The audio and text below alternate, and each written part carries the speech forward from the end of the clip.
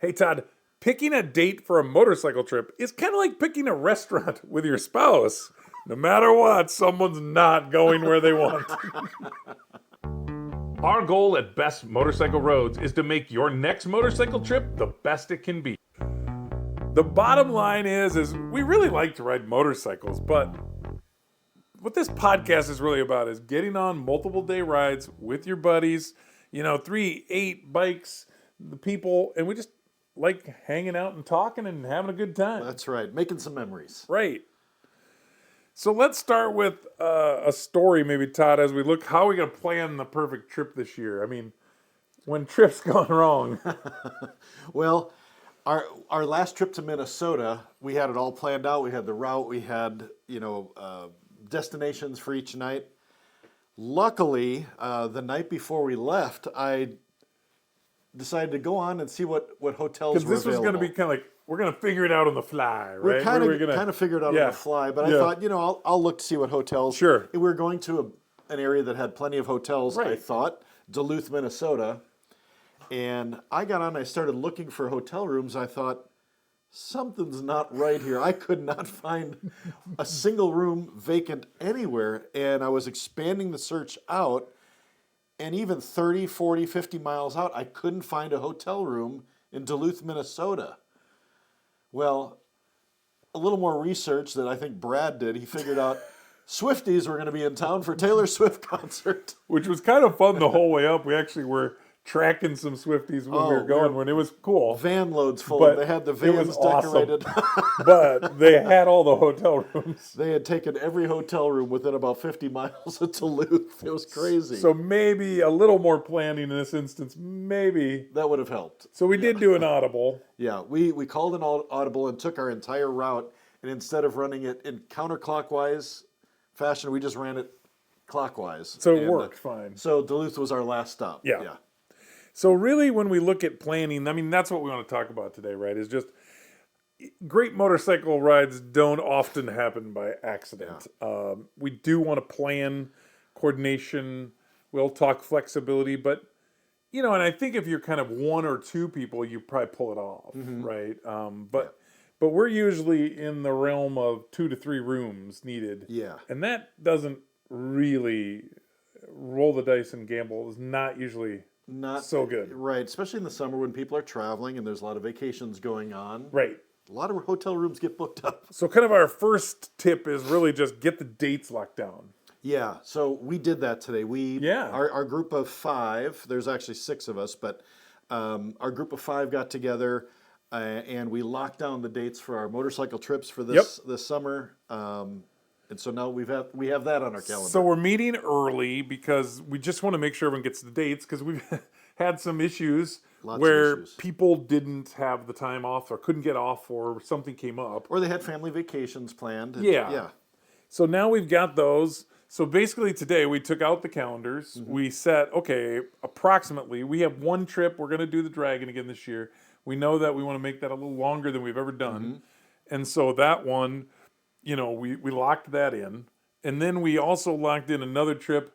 We're not even sure exactly where we're going 100%, but we did get the dates locked in. The dates are locked in, yeah. So that's good. So some keys there, Todd, if you can think of any here.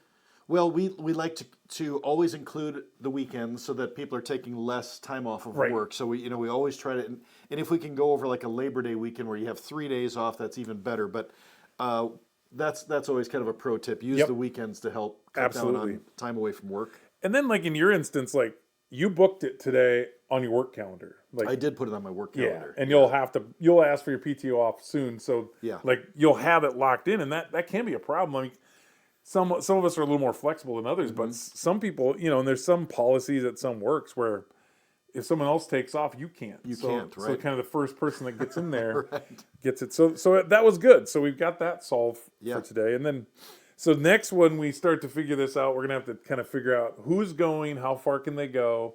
So this is kind of step 2, right? Mm-hmm. Distance and days. So now we kind of know the days, but we got to figure out the distance.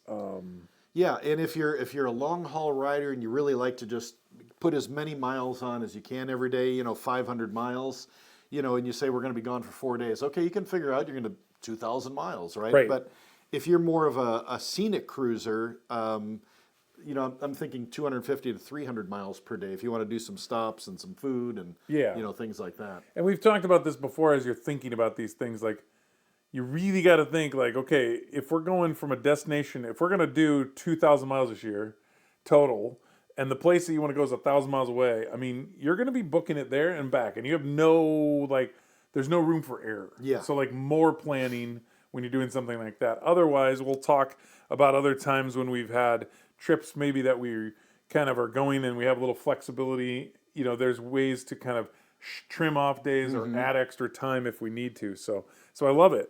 So kind of take the number of days divided by the total number of miles you're thinking, and that kind of gives you an idea. And if you can, we like to factor in a buffer day because, as we've said in previous times, it's not great riding in the rain, but if you have to, you will. But you can't ride if you have a problem like a flat tire. You're just out. So You got to give yourself a little grace. And that's happened to us. We had a flat tire on a Saturday night. Couldn't get a change on Sunday, so Sunday was shot, and we sat. And Yep. It was raining that day. We were lucky, but Yeah. yeah. And then step 3 is kind of this kind of thing we've talked about a little bit somewhat recently is let's find a theme. Yeah, themes are fun. Because we've found where without a theme it can be problematic. I shouldn't say problematic, but it can get a little boring if not everyone's on the same page, and some people just want to put miles in, and some people want to stop and smell the roses a little bit. So Yeah, exactly. So I know that one of my favorite themes that we did, there's a bunch of us that just really enjoy live music. So it was kind of a live music themed trip, and we were going to actually go down to Nashville because if you're going for live music, there's everything you could ever want 3 down stories of live music every day. Yeah, and so we actually booked a VRBO style house. And all of us, 7 of us or whatever it was in that group, stayed in the one house. We made some meals at night or, breakfast in the morning.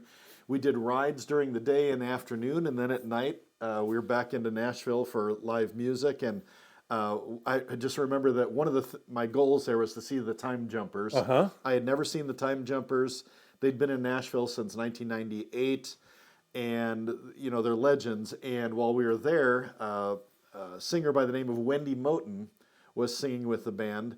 And during the show, they said, be sure you watch The Voice this year because Wendy is actually competing on The Voice. Oh, wow. And she's, made it onto the show. So, of course, then, that whole next season we watched The Voice. And sure enough, she was the semifinalist, or runner-up, I should say. Oh, wow. Yeah, she nearly won the whole thing. So that was just really cool. There's so much great music in Nashville, and there happens to be some great roads there too, which is a bonus. But like Fantastic. you can find routes and places to ride anywhere. Really.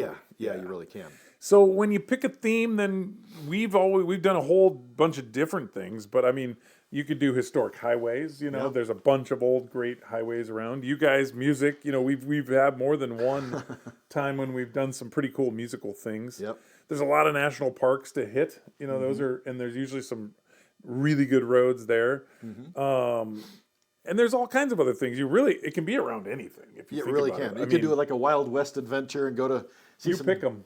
Ghost towns and Old West saloons. Yeah, I mean, I think of that when I think of like Sturgis, right? I mean, there's just some history, and you just got to figure it out. Once you get it locked in, I think that's kind of gets you to kind of the next step, which is mapping things out. Like if you find some themes, things start to come to you. We've done this before, and we've been mapping out routes. I know that we've sit it where maybe there's this town, and then we find those towns in each state, and we've went to them. But you don't do that until you start to take on step 4, which is start to then map the route. So now we've got kind of how many miles a day we want to ride. We know what the theme is. Now we can start to find these things that fit into it. And we always. We talk no chains, meaning don't eat at big chains, don't stay at big hotel chains if you can help it. Yeah. But this also goes with back roads, scenic byways. We've talked about a local ride that we did. It was all around Grant Wood, artist from Iowa. But these roads and these rides like this are everywhere. They are. So if you start to look around, but we've also seen like twisty roads, historic roads. What we do think of, though, is when we're planning the routes to go. Like we try to go through big cities on the interstate because that's usually Just the on most the interstate, efficient yeah, way. if we have to. Yeah. Because it is kind of fun. You see an old road, you see the old highway. Oh, we'll take it the whole way. We'll never get off it. And then you're sitting there at stoplights, in downtown wherever. But other places to kind of dig around, do your searches. But then also Butler Maps is a great resource for motorcycle riders. We talked about Facebook groups. Tell people where you're going. Everyone's been somewhere before. And then we use Google Maps to throw in turn by turn. There's a dozen ways to do that. Yeah. But we like to kind of have that turn by turn assistance. Whether we follow it or not doesn't really matter. Yeah. So, and then we've also found recently that by step 5, kind of divvying up the tasks, that tends to work. Yeah, it does. So it's no fun to be the one person that has to plan the route, has to plan the nights to stay, has to plan, where we're gonna eat. So we just divide all those tasks up. So one person takes care of the route. When the route is figured out, the next person finds all the places to stay. And again, we try to avoid the chain. Yeah. So Airbnbs, any unique hotels, boutique type hotels, VRBO rentals. We try to stay in those types of places. So someone will do that. And, we're always looking for a place that we can check in late in case we're really late that Yeah. night. Can we come in after 10:30 or 11 o'clock in the event that we're stuck in rain, or waiting for a repair to be done? So, find those places and then make sure there's at least some place to eat nearby. Yeah. There's some place to fill up with fuel as well.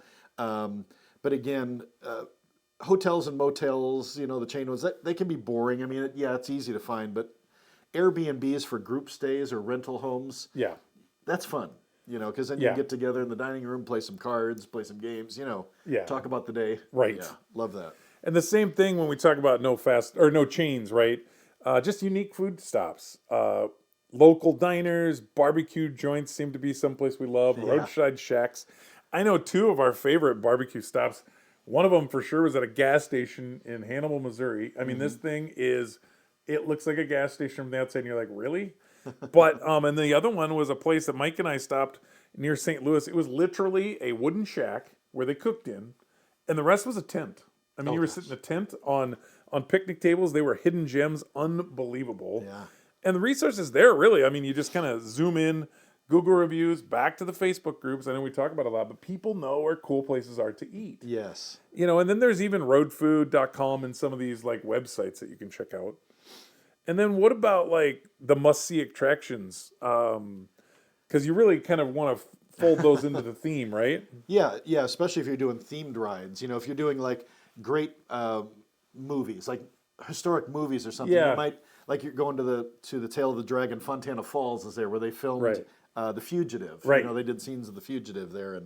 And Bristol Speedway we happened to stop at. That was a quick one. And we realized that that's what they used in the animated show The Cars. Yeah. The Cars. Right. Yeah, it was modeled after Bristol. So look for those types of places too as part of your themes. But you can always go to things like, the Corvette Museum in Ohio and Cadillac Ranch. That was in not Ohio. What was it?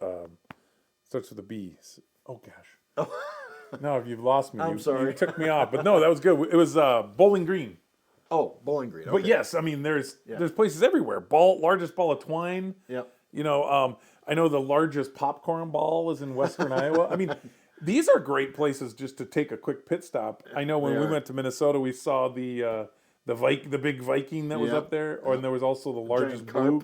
I thought it was a bluegill, maybe. Yeah. But I mean, it was cool. It was a spot to stop. Got off the bike. Yeah. Everyone got a picture, and then you get to take those pictures that we look back at like today because we can't remember anywhere the hell we've went.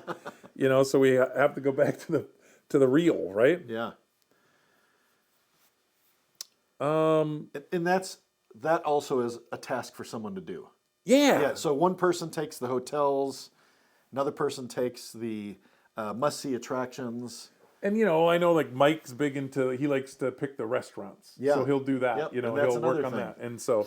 And then when we get all done with that, then we just love to make a t-shirt. Yeah. And what's cool about that is it ends up being our writing stuff for the next 5 trips. It does. So everyone brings out their old shirts. I think no one wears anything but the old shirts now. It seems like every time we go. That's right. And it's really not. It's so easy now. Oh, I mean, anymore, AI can do all the artwork for you. and Just honestly, now it seems like for 20, $25 you can get a T-shirt, and we have a good time. yeah. Inside jokes. You like it when I've tried to map out the map on the back and That's on kind the of put back the of the key shirt? spots, Yeah. So yeah. Step 6, or one thing to consider, is really just think about the weather. And mostly, I mean, of course, you're going to get hit by weather, and there's not a lot you can do about it. But we also be careful. If we're going north in the spring, we got to be careful because it could be cold. Yeah. And if you're going south in the middle of summer, it's going to be It's hot. going to be really So you hot. just got to be paying attention, right? Yeah. And anywhere in the Midwest, thunderstorms. Yeah, exactly. But there's just a lot going on. I mean, we talk about kind of if the weather gets bad, especially if it's raining, you want to kind of tighten things up, stay close, because people have a harder time seeing you then, and so just trying to keep the trouble down. Yeah. So Yeah. I know that one of the things that we also try to do, just have an emergency contact plan. What happens if someone gets hurt, Yeah. or there's a real emergency along the route. Try to have your spouse or your significant other or another family member's phone number in someone else's phone. Right. Like give those phone numbers and to other most people of in our us group. know each other's significant others enough now, but it's still a good idea just in Yeah, case. especially if you have someone new with your group. Right, Say, okay, exactly. give us your spouse or your significant other's phone number. We'll put it in our phone. Yeah. That way, we can call if something does happen. And as you're thinking about now, step 7, when we think about packing, like we're not going to be packing now, but take inventory of your gear. Did you rip your rain gear last year? Right. What tools did you have? What tools did you need? If you used, like a tire kit of some sort, did you replenish it? These are the times to be thinking about these. You can't have enough earplugs, but really just kind of have things set up and ready. I mean, I know that I have, I usually take the same luggage, so I kind of know what I'm doing with that. And but you want to make sure that you didn't use some of the stuff last year. Or I have a tendency to use the tools here and then move the tools over there, and then pretty soon you get out there and you thought you needed the tool and it wasn't in the tool. Oh, yeah. Yeah. So just those kind of things, I think. Yeah. And one other thing to think about too is when you're done riding for the day, if you've been out, in the wind or weather or whatever for the entire day, 8 in the morning until like 6 at night, when you get to your hotel or Airbnb or whatever you're going to do, you probably want to have a change of clothes ready to go for that night, so you can go out, have dinner, Yeah. and do whatever you want. And then that becomes your riding clothes for the next day. Yeah, you can repurpose, but Yeah. that's a great one. Yeah. And then the kind of one we've kind of found with the end of it, right? Step 8 really is just set these expectations, Yeah. For the group. Yeah. right? Because we know there's going to be problems. Nothing goes perfect. Yeah. Yeah, it helps to, before you go to bed that night, to agree on your daily start time. You're like, Yeah. when are we starting tomorrow? We're going to, meet for breakfast at 7, or we're going to be outside at the bikes at 8 o'clock, whatever it is. Just everybody agree to it. And also know that there's going to be times when there's weather. No whining about the weather. Just be prepared. Unless it's really, really cold. Yeah. No. Just, sometimes the very best moments aren't planned. It just It's really true. happens. It's true. And, I mean, it's trite, but, it's not about the miles, right? It's about everything that happens in between. It is about the memories, yeah. Yeah. So I guess, do you have any thoughts at the end here? Those were kind of eight pre-springtime planning training things. Well, I mean, one thing I was thinking, like, everybody is going to get some assignments pretty soon. Like, you're Yeah. going to do this. But I think we want to also have a check-in date. Say, we're going to talk again, Yeah. in 1 month from today. So come prepared with, what's the progress Yep. on the planning. And I mean, we've done this before too. Now we've kind of put the stake in the ground. But what we've had some pretty good luck in, I think some of the better, so that there's less whining maybe, is doing a pre-planning like web meeting, like where we Yeah. meet online.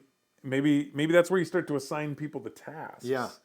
And then we can kind of have that in, because honestly, like if you don't do that, I don't know, it feels like people aren't bought in as much.